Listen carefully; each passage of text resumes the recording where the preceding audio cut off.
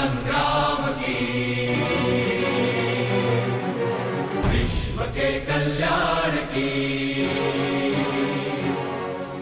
धर्म अधर्म आदि अनंत, सत्य असत्य कलेश कलंक, स्वार्थ की कथा परमार्थ की,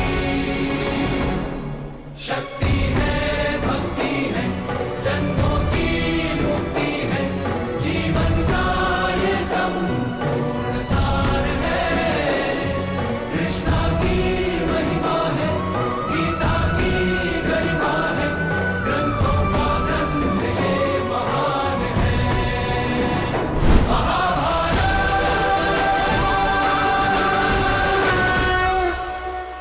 Ing sawijining alas sing sepi, Karna kanthi setya ngabekti marang gurune Rama Bhargawa. Nalika gurune arep ngaso, Karna kanthi tulus nawakake pangkuane. Rama Bhargawa, monggo ngaso wonten pangkuan kula. Kula kepengin ngebekti dumateng panjenengan. Inggih. Ora suwe, ana kewan cilik nyokot sikile Karna nganti getien. Nanging dheweke tetep meneng nahan lara supaya ora ngganggu gurune. Nalika Rama Bhargawa tangi lan weruh getih mili, dheweke kaget. Apa kowe ora obah? Genah lara kuwi. Sejatine kowe sapa? Kesabaran koyo ngono dudu kangone Brahmana, kan ono sing blaka. Nyuwun pangapunten Rama Bhargawa, kula sanes Brahmana. Kula namung keturunan Suta. Menawi wiwit rumiyin kula blaka, mesti kula boten saged dados murid panjenengan. Kowe sing ngapusi aku. Aku mulang Brahmana. Mengko bakal ono wayahe kesaktianmu ora bisa digunakake. Nyuwun pangapunten Guru, pangastunipun panjenengan. Lunga, muga-muga kasagrepanmu dadi tulodo. Ing papan liya, ing sawijining tenda, Aswatama teka nemoni Sangkuni nggawa pesen. Aku nggawa warta saka Pangeran Duryudana. Apa sing dikarepake? Dampar Ngastinapura mung kanggo Duryudana. Kowe tau janji. Lan aku bakal nepati janjiku. Duryudana kudu dadi raja. Aja nganti tekani para pangeran dadi sarana politik. Para pangeran kudu nuduhake kebisane. Nanging eling iki dudu telanan. Sing ringkih bakal kesingkir. Sayembara iki ora mung adu keterampilan, nanging uga adu nasib. Sapa sing kalah kudu siap nampa akibate. Inggih, sapa wae sing gagal ora mung isin, nanging iso kilangan hake. Aku rumangsa iki duduk sayembara biasa. Ana bebaya sing didelikake. Aku ora gelem anak-anakku dadi korban. Tenang wae Kunti, nang eling iki dalan kanggo mbuktekke derajat, ora ana sing bisa mundur. Nanging punapa adilin aturane kaya mengkene? Kula krungu ana sing wis disiapake supaya menang. Ing donya iki ora ana sing murni adil, Widura. Sing pinter bakal menang, sing polos bakal tumbang. Bener, ana sing ora beres.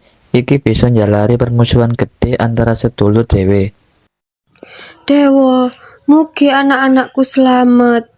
Swasana arena dadi panas, rasa curiga lan ambisi padha tabrakan. Sayembara iki ora mung bakal nemtokake sing paling kuat, nanging uga miwiti konflik gedhe sing bakal misahake keluarga. Sing bisa bertahan nganti surup yaiku sing menang. Ora kena ana gede. Sing langgar bakal gugur.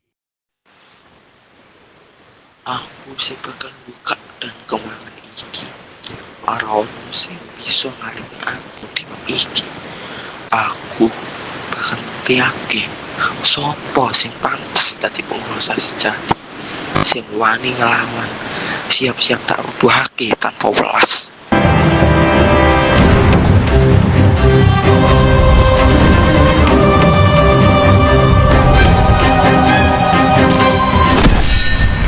Aku ora bakal gampang kalah. Iki wis diatur, kabeh sing dilawan Pandhawa. Aku ngerti, nang aku ora bisa mendekake. Aja wong dilawan tenagane, goyang atine, kopongno emosine. Yen pikirane wis peteng lan kebak nesu, tangane dhewe bakal salah arah. Lan saka kono kowe menang tanpa katon nyerang. Kowe iki puto Dewa. Aku ora bakal perang nganggo nepsu.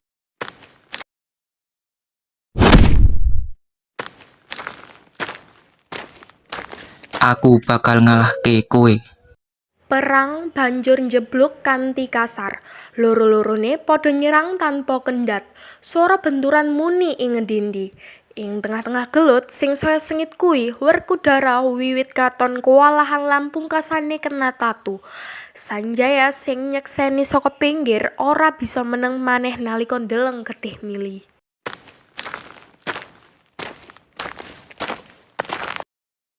Dheweke ketiyen iku pelanggaran.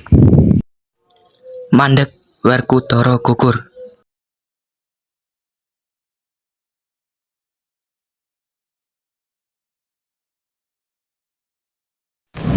Runtuhno gapurane nalika dheweke mlebu. Ora, aku wae sing bakal nindakake.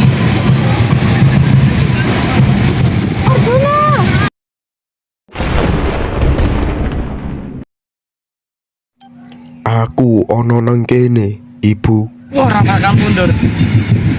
Yen kowe kalah tompo ae, nanging aku bakal tetep golek cara. Perang gedhe saya nyedak, nggawa nasib ngastani pura menyang konflik sing luwih gedhe.